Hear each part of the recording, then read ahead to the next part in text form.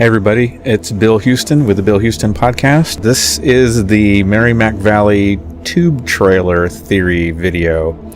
I'm going to be reading from a report which you can get online, and it's called The BlackSwan at Merrimack Valley, and you can get a copy by going to tinyurl.com/BlackSwan Merrimack Valley intro.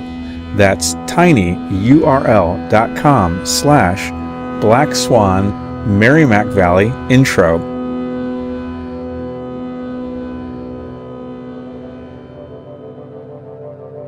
Let's talk just for a second about my technical qualifications, because this always comes up. I have 40 years of technical experience, including lots of time troubleshooting complex systems, sometimes spanning a very large geographical area, sometimes internationally. I've maintained these large Unix networks, including clusters and custom supercomputers. I'm a science generalist. I have a strong background in physics and mathematics. I have a lifetime of interdisciplinary self-study. I've studied logic and the philosophy of science. I've held the title of systems engineer and test engineer, although I'm not a PE, and also Unix systems administrator. I've experience with top firms in finance, telecom, integrated circuit development, and scientific research.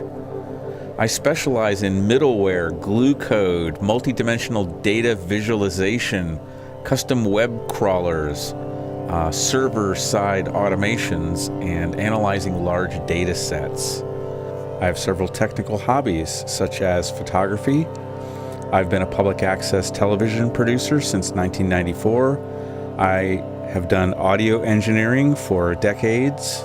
I enjoy hacking these little single-board computers like the Raspberry Pi, and I've even designed my own electronic musical instrument called the harmonitron, which you might hear some of today on this video. And now here are what I consider to be my greatest contributions to the field of pipeline safety. I have been researching pipeline safety topics since 2012. I extensively studied several pipeline failures, including the natural gas pipeline which ruptured in Sissonville, West Virginia in 2012, the ExxonMobil Pegasus pipeline, which ruptured in Mayflower, Arkansas in 2013, and also the Spectra, the Texas Eastern pipeline explosion, which occurred in Salem, Westmoreland County, Pennsylvania. I spent several years trying to calibrate the potential impact radius formula used by the federal government and by PIMSA, the U.S. DOT's Pipeline and Hazardous Materials Safety Administration, which I submitted to PIMSA in 2016, and I've also written an online tool which you can visit yourself at tinyurl.com/bhbetterpir. That's tinyurl.com/bhbetterpir. And all you need to do is plug in the pipeline diameter and the MAOP, the maximum allowable operating pressure, and it will produce for you some nice graphs showing you what you can really expect a pipeline failure to look like. On September 16th, 2013, I published the Mayflower Pegasus pipeline spill, the faulty sensor hypothesis, on a blog post. I solved a problem that no one else that I know of even spotted. What I'm talking about is, in the timeline, if you read the timeline of events that was published in Inside Climate News from the time that the Mayflower pipeline rupture happened, you'll find something very, very curious, that ExxonMobil claims that they discovered the leak 90 minutes prior to the first 911 call, and that they completed corrective actions 45 minutes prior to the first physical manifestations of a leak. Isn't that strange? So I started thinking about it, and I wonder if Exxon's quote-unquote corrective actions are actually what caused the pipeline to fail. You can read more on my blog. I published The Tainted Trail, which is a map of how several bad assumptions in the Code of Federal Regulations really taints the entire integrity management plan and safety system for pipelines listed in the CFR Part 192. I published a video called Do I Live in a High Consequence Area?, which is a critique of this classification that is used by PHMSA, allegedly to protect public safety. It doesn't work. And I published a very extensive analysis of the Salem pipeline explosion that happened a couple of years ago. And now I am one of the leading researchers on Type 4 CNG safety. These are carbon fiber composite pressure vessels for compressed natural gas, especially the very large bulk haul virtual pipelines, which some call bomb trucks. While I do have more than 3 decades of relevant professional experience, I would ask that you just consider me to be basically nothing more than an educated layman and a concerned citizen here. This is independent journalism and scientific-based research that I'm doing here, using very simple scientific principles that anybody can understand. So on one hand, I feel like I have to come before you. I have to prove my worth to you. I have to prove with my experience and with my credentials that I have a right to address you as being a subject matter expert on what I'm talking about. But there's a danger to this too. There's a danger to this Western fixation, I would call it, with professionalism and with official sources. Because this is just a form of class. And class really is anti-democratic, and it's also anti-science. And it really pollutes many different domains, class. Class pollutes science, it pollutes journalism, and class very much pollutes democracy. I'm a blogger, I'm doing independent media here, I am presenting to you here a story, and it is a mixture of fact and also conjecture, and I'm submitting it to you in order for discussion. And I like to write about matters of great importance to public safety. So this whole idea the news should be dispensed by experts is, in my opinion, a very bad idea. Also interesting is, remember, it's illegal to possess these stolen documents. It's different for the media. So everything you learn about this, you're learning from us. He could have undermined the messaging so much that he can actually control exactly what people think. And that is our job. So if you're interested in this topic, angle, I would suggest reading The History of Professional Journalism by Robert McChesney. This was in a couple of his books, The Problem with the Media and Rich Media, Poor Democracy. Now, he identified this over-reliance on official sources as being one of the 3 main biases of the corporate news. So, whether we're talking about journalism or science, I just want to say that I think it's a very bad idea to suggest that the truth should be dispensed by experts. And I would say that this is, in essence, an anti-science idea. It's pre-Enlightenment. This was one of the ideas that provoked the Enlightenment, that the truth should be administered by some cloistered clergy, these clerics that interpret the Word of God from books that are written in a dead language. And this is a system that actually turned out to be very prone to abuse. So I think it's very ironic that in the modern Western world now, we are back to this idea where we believe that you can't practice science unless you're a PhD, unless you're a quote-unquote scientist associated with a university.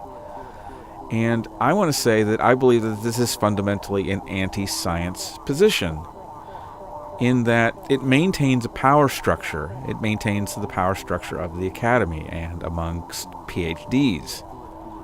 Now, what you'll find is, if you follow like expert witnesses in court proceedings, that credentialism is often very much a trap. Your credentials are never good enough. So in a recent trial having to do with gas drilling, we had expert witnesses that were engineers with a specialty in physics, but the opposite attorneys were arguing that this particular specialty wasn't the precise specialty that was needed to speak on this topic. So even people with PhDs suffer from this over-reliance on having the exact right credentials to speak on a topic. You have to be an expert, but it can never be enough. And this whole idea of credentials misses the main message of the Enlightenment. Like I said, this was one of the main reasons that provoked the Enlightenment, was the fact that if you assume that these experts pronounce and proclaim the truth, the Word of God, the truth of our reality, this is a system that is subject to great abuse. They called it the age of reason and not the age of certificates. The only requirement for doing science is really eyes and a brain, and it's not certificates. It's your observation and your applied reason. Science always depends on the sniff test of reason, and that's you, that's the self. I did a video once of this guy that works with Quinnipiac College. He's part of this polling thing, and he was reporting a poll that was supposedly scientific, but it was greatly at variance with observable reality. So science always needs to match reality, match our observations. So a lot of times they talk about, oh, that's just anecdotal. You can't disregard anecdotes because that's the reality that your science needs to be consistent with. It's like somebody in Dimmock that draws some drinking water out of their tap one day and it comes out to be brown or black and it stinks. And then somebody comes along a few weeks or months later and tests the water and says, oh, it's fine. That's generally not going to make people feel better, especially if your water still is smelly or has things floating in it. If somebody tells you that it's fine and it doesn't match your own experience, you're going to discard it as being BS. The self is the final arbiter of truth. Not some authority, not Chris Cuomo, it's you. Environmentalists, we encounter this all the time, that this attitude in the public that we have all these regulators that are watching everything, whether it's the DOT wouldn't allow this on the road if it was unsafe, or the DEC wouldn't permit it if it was they were dumping poisonous chemicals into the river. But the reality is the officials are very commonly owned by industry, and in fact they are allowing industry to dump solvents into the river. The DOT is allowing unsafe vehicles onto the road. So the way we fix this is we get more citizens involved. This is what I am doing here with this series of videos and with my life in general, is to be aware and to participate in the administration of government. This is not something we should sit back and just trust that it's being handled by experts. We have to keep the experts in check. This is one of the big purposes of the media. The fourth estate is as an ultimate check on the power of government, because ultimately the power of democracy rests with the people. And remember, the ultimate arbiter of truth, whether it's scientific truth or just your own local truth, is the self. That's you, using your observation and reason. You decide what's true ultimately to you. Believe nothing, no matter where you read it or who said it, even if I have said it, if it does not agree with your own reason and your own experience, the Buddha. So with this series, friends, all I'm doing is I'm asserting my right to practice science, to practice journalism, and to practice citizenship. And I would encourage all of you to do the same thing too. Once again, if you try to prove yourself with credentials and certificates, it's a trap. The credentials are never enough. And ultimately, you have everything you need right now. We can all practice journalism. We can all practice science. We can all practice democracy. And I would say it's our duty as well as our right. Did not know where it was and where to look for it, so we got